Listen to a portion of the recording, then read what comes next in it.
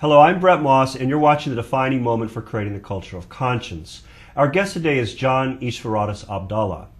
John is a Sufi Muslim, and he's the author of A Sufi's Ruminations on One World Under God. John holds a Master's of Science degree from the University of Wisconsin. He was born in Hyderabad, India, and has lived in the United States for the last 43 years. John and his wife Yuriko have 2 grown children. John Ishvaradas Abdallah, thank you so much for being our guest again, The Defining Moment. It's really a pleasure to welcome you back here to our studio. It's a pleasure to be with you again. Thank you so much for coming. Thank you. Our topic today is Sufism, the mystical dimension of Islam. And I'd like to begin by asking you to share a defining moment from your life. Well, a defining moment in my life will be the first one that I can think about is soon after I graduated from college in India, from the Osmania University. There was a war going on between India and China. China had attacked India, claiming that a certain portion on the border belonged to really China. And so the war was going on, and they had opened up what they called emergency commissions, so to be a commissioned officer. So soon after graduation, I signed up for the emergency commission. Everybody was very apprehensive about it in my family. Said, why are you going over there? Because this is a losing cause, in the sense that a lot of people were getting killed, a lot of officers also. So, but anyway, I was selected in the process of selection, which was pretty rigorous. And I went to the Indian Military Academy in Dehradun, which is considered like the West Point, is it, in the U.S., is at the same level. It's a very prestigious academy. Actually, it is compared to the Sandhurst of London, of England, which is considered another very prestigious military academy. Anyway, I was over there for about maybe 2-3 months, and then the war was over, and there was a ceasefire. And at that point, they gave us the permission to, if anybody wants to get out of the army, it will be okay. And during the period that I was there, I went through some really troubling questions, because I didn't realize that when I will go to war, I will have to really develop a hate for my enemy, because in order to kill somebody, you will have to develop hate. And I think that was very troubling, and I was very happy. Seemed like suddenly the doors of heaven opened, and they said, hey, you want to get out now? You can get out. And so I got out. And that experience actually turned me into a pacifist, and I became a admirer of Gandhi. I was already an admirer of Gandhi, but then I started really believing in the philosophy of ahimsa, which is non-violence. So I would say that was a defining moment in my life. Okay, yeah. Very clear. Thank you so much for sharing that with us. Who is Allah? Allah is an Arabic word, and Allah means the God. I mean, literally, Al means the, and Allah means the God. And from, as I understand it, Allah was a word that was used by both Jews and Christians in Arabia, in Arabic language, and I think it still is considered to be the same word for God. So it is it's not a different deity. In fact, the Quran says that I am the God of Abraham and the God of Adam, Eve, and all the prophets that are mentioned in the Bible. So it is the same God. The God is the same. It is just the word Arabic. Otherwise, it is the God. Or in Arabic, it is Allah. In Sanskrit, it is Ishvara, and in Hebrew, it is Yahweh, and so on and so forth. And so there are different names, but the God is the same. Okay, and who is God? Who is God? You know, that's a very good question. I mean, if I was able to give you a precise definition of God, I mean, that will be, nobody has been able to give the definition, and I don't think I will be able to give God. But in the Quran, I will give you the example of how God defines God. It says there is nothing comparable to God, and that's what the Quranic verse says, that there is nothing you can imagine that is comparable to God. You cannot even, so don't even try it. The only way to know God, at least under the Islamic precepts, is through the attributes of God. And according to the Quranic and other sources, there are 99 names of God, but each name has several different meanings. So you can say there are 99 times that many names of God, and each one of them not defines God, but it gives you some idea of what God is like, what God is. Can you give us an example of some of those attributes? Well, I will say I use the indivisible Trinity idea. I say the indivisible Trinity of love, peace, and freedom, because God is unlimited freedom, God is unlimited peace, and God is love. So, and through these three attributes, all the other attributes come from these three attributes. For example, justice and harmony and all those other names. But the 99 names of God is a long list, and there are a lot of loving names as well as a lot of names of power. So God also says that not only you love me more than anyone else, but also you fear me, and you fear only me.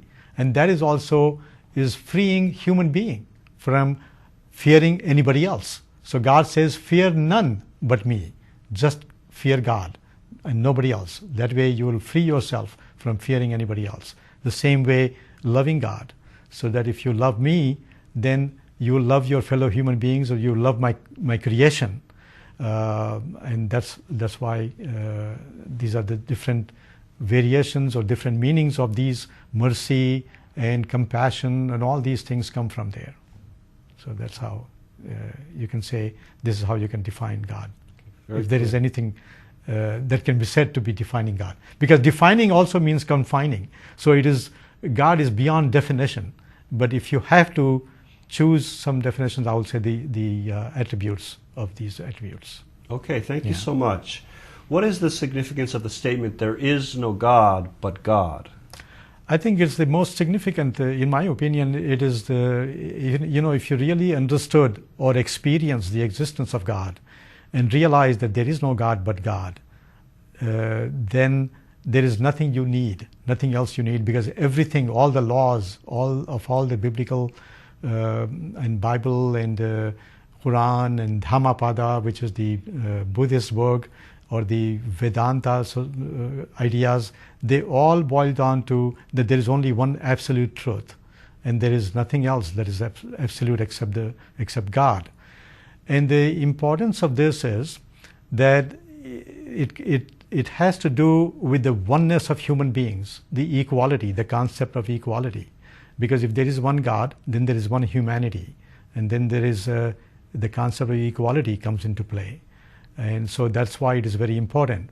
Now, in the Islamic tradition, the Shahada or the Creed, it says, La ilaha illallah Muhammad Rasulullah, which means there is no God but God, and Muhammad is the messenger of God.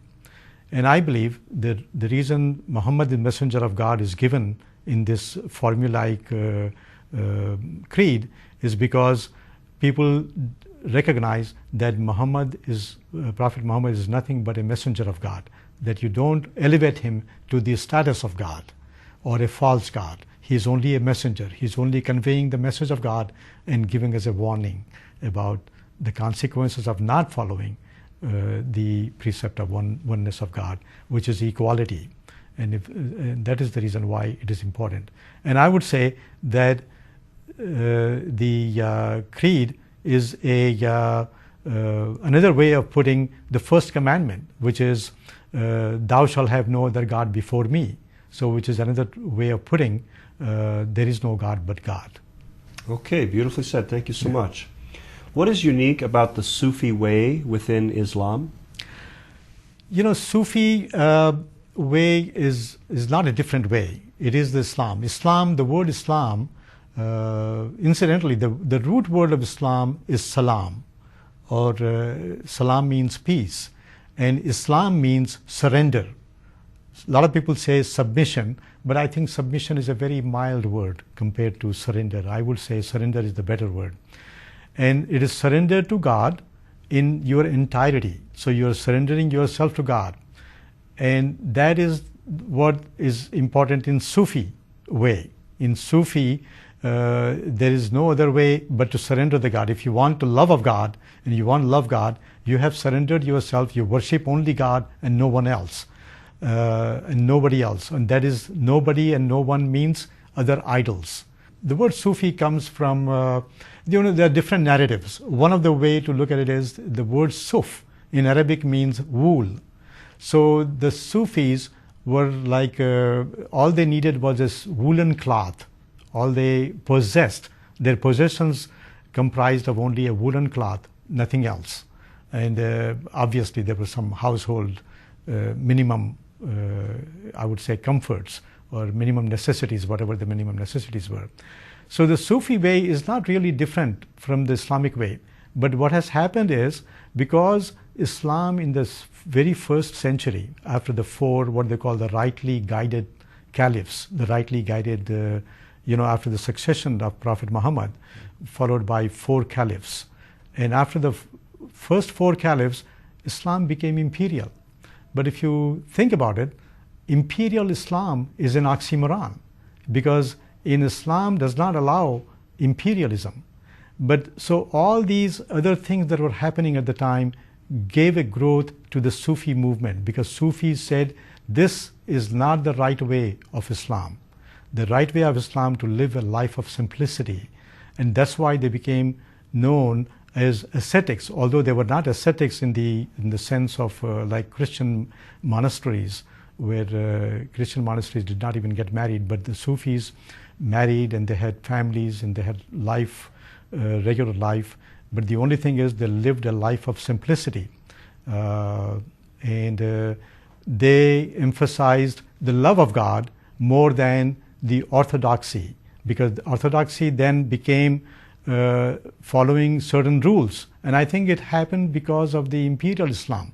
The distinction between the two started to widen quite a bit, because the rulers had appointed ulama or alims, the teachers of the law, and they started supporting because they needed the support from these ulama who were able to interpret the Quran and saying that your kingdoms are okay, it is still Islamic to have this kind of things.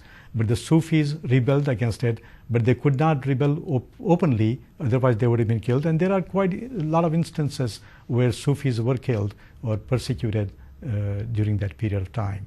So that is, I would say, is not a different way, it is the true Islamic way. And that's where maybe some of the differences come, and they have continued to this day, because a lot of the so-called mainstream Islam has accepted, I would say, the capitalist conception, and think that this is quite acceptable in Islam, but I don't think it is acceptable in Islam. Okay, thank you very much. According to the Sufi way, how can a person achieve lasting oneness with God? That is a mercy of God. I mean, it is even among the Sufis, like I was, when I was giving the example of some Sufis who have rebelled against it, rebelled against the time, although not openly, but they have preached simplicity and a life of simplicity and all those things. They were, at that time, was saying that in order for you to surrender God, surrendering means that you are not surrendering to any other amenities, you're not surrendering to luxuries, so that you have to follow this path. There's a lot of different Sufis. Sufism itself is like a misnomer, because as soon as you add the word ism to it, it becomes another organized religion type of a thing. So Islam, for example, in my opinion, is not really a religion. It's a movement. It's a movement to surrender. It's an act. It's an act of surrendering to God. And the act of surrender is not a one-time act. It is a constant. You have to surrender in every moment, because it's very easy to get distracted and surrender to other things in your life, other desires or other things that happen in life. So I would say the first condition in order for you to experience the Sufi way will be to start living a life of simplicity, to start giving up things, because we have come to a lot of material comforts, and the more material comforts you have, the farther away you are from reaching that path to God. And so in order for us to think about getting oneness of God, to be one with God, mentally, first of all, you have to start giving up things and then implementing those things. But also, if you go back into the history of Sufis, there are a lot of Sufi teachers, and among the followers of these Sufi teachers, you cannot say that every one of them became a Sufi. So very few people had the, I would say, the mercy of God, which God, bestowed upon you, the love of God, and you became one with God. But there are very few examples of that kind. Okay, thank you so much. What contribution is Sufism making to the development of Islam? The contribution that Sufism is making toward the development of Islam is opening up more minds, because Islam to me is not a religion, but it's a way. In fact, the word religion in English language, I'm not sure whether that is the correct translation of deen, because Islam is considered deen, and it is a way. It is and more than a way, it is also a path, because the first surah or the first opening chapter of the Quran talks about show me the right path, and the right path is surrender, surrendering yourself completely to God. And incidentally, there is an author, Rick Warren, who has a book called The Purpose-Driven Life. Mm-hmm. The chapter 10 of that book, and I did not know that until I started talking about it in one of my talks. One of the people in the audience pointed out to me that in this book there is one chapter on surrender. Yes. And I read that chapter, and I said, God, this is what Islam is all about. So Islam is not a religion. It's an act. It's an act of surrender. So, and that is the way through which, so it is beyond just a specific model. So Prophet Muhammad has given a model, Prophet Jesus has given a model, Moses has given a model, Abraham has given a model. These are all different models. So when I say Islam is not unique to Arabia or in Arabic word, in surrender is used by Krishna. For example, the Hindu deity to whom I called a messenger of God, although Hindus will believe that he is a God, incarnation of God, which is okay. I mean, they can believe that, but Krishna says, surrender to me, and then your life will be easier, because that is the path to salvation, that is the path to reaching me, that is the path to God. So to being one with God is the surrender, is the essential aspect. And without surrender, and surrender is common to all religions. And Jesus says surrender to God, and so there is no controversy over there. So that's where the spirituality comes, and say spiritual unity of all religions comes through surrender. I think that is the contribution that is making to Islam, is popularizing this idea of surrender and love of God, and receiving the mercy and the love of God and distributing among the other people in the world. Because like, in the whirling dervishes of the Sufi order that was left behind after Maulana Jalaluddin Rumi, who is considered a very famous poet now, or the best-selling poet in America.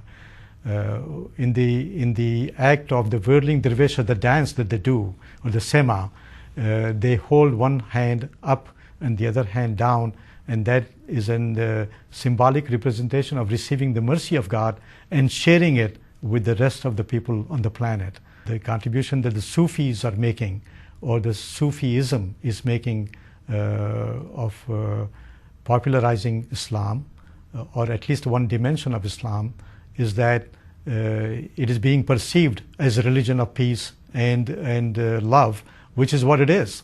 but unfortunately there have been some incidents and some people on the other side of the divide which are using violence to promote their ideology and calling it Islam. So that would be wrong. So I would say the contribution is genuine in that sense, but also, but at the same time, sometimes you can say that it is a little bit being commercialized, but there is nothing new about just Sufism. I think it is happening to almost every religion, because when it gets organized, then you get the element of some superficiality, and the spirituality or the essence of the religion is left behind or not really followed through in those instances. You know, in the past, in the history of Islam, there has been sometimes a claim that Islam was spread by sword, but actually if you read a lot of even American authors now and Western writers, you will come to understand that it was Sufism that spread Islam more than the sword. Sword, of course, might have played some role, but not for Islam. It was for individual rulers who just, they didn't care whether they were killing Muslims or non-Muslim. They just wanted to be the king themselves. And in fact, there are a lot of stories that you can hear in which the kings, when a king died, their brothers fought among themselves and killed every other brother before the one person became a king.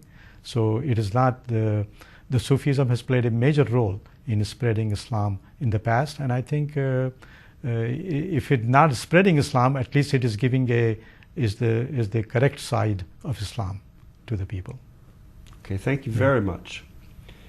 What is the source of Islamic extremism, and how can it be most effectively addressed by moderate Muslims? The source of extremism or extremism in any religion is a misinterpretation or misreading of the sacred texts.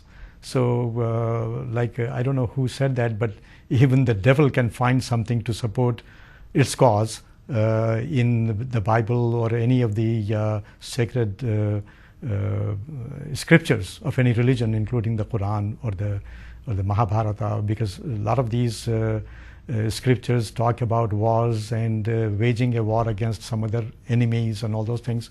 But I think we have to think that hopefully we have gone beyond that stage, and we have to move forward and think we should ignore some of these injunctions that were in the scriptures because they were contextual.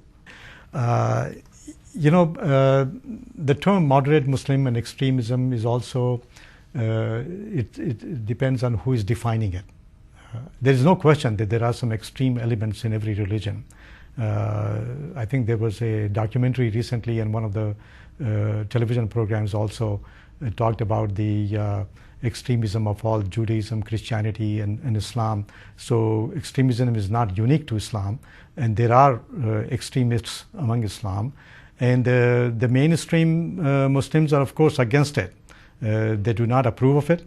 They have spoken out against it. And but those people who speak out against him, they do not get as much publicity as the few extremists who take up the lead stories. But at the same time, we cannot say, there's a very famous proverb of Jesus, or one of the sayings of Jesus: before you can try to take the sliver out of your neighbor or out of your friends, take out the log of your own eye. And I think that applies to us also, to the Western powers. As bad as 9/11 was, which was a horrific incident, it was a crime, a criminal act, but the response to it, by going into Afghanistan and Iraq and bombing, and some estimates indicate that more than 1 million Iraqis have been killed as a result of the invasion. I think truth.org is one of the sites where you can find some numbers like this, which have been corroborated by some other. So I think that is also an extremism. And I think we have to condemn extremism on all sides, whether it comes from Christians or Jews or Muslims. So I think mainstream or majority of the people in Islam as well as other places do condemn this extremism. You know, Osama bin Laden cannot define Islam, just like Hitler cannot define Christianity. Okay, thank you very much. Your book is A Sufi's Ruminations on One World Under God. How can people get a copy of your book? I think the easiest way to get it is through Amazon.com because everybody can log on to Amazon.com and it's available on the Amazon.com. Okay, great. Sufi John Ishvaradas Abdallah, thank you so much for being our guest on Defining Moments. It's really been a pleasure for me to have you here. Thank you so much. Well, thank you very much for having me. You've been watching The Defining Moment for Creating the Culture of Conscience. You can find us on the internet at www.definingmoment.tv. Thanks for watching and have a great day.